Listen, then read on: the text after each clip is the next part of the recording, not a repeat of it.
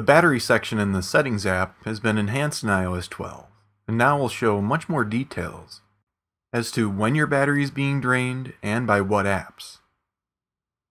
Notice on both the iPad and iPhone we can either view the last 24 hours of battery usage or the last 10 days.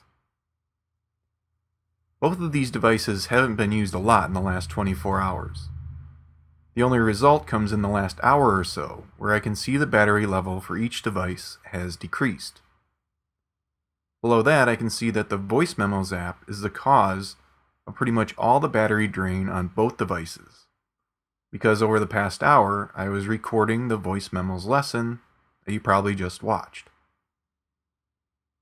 Switch to the last 10 days, and we can see many more apps have affected the battery level over that time.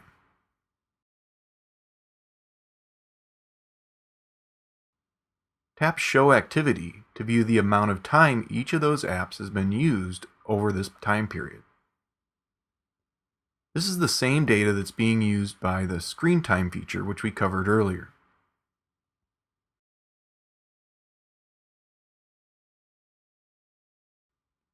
We can tap on each day here in the battery usage and activity graphs.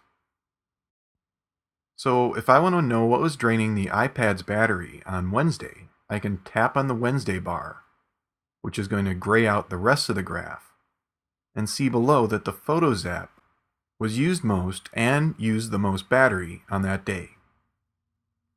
Tap anywhere off the graph to return to viewing the data for all 10 days.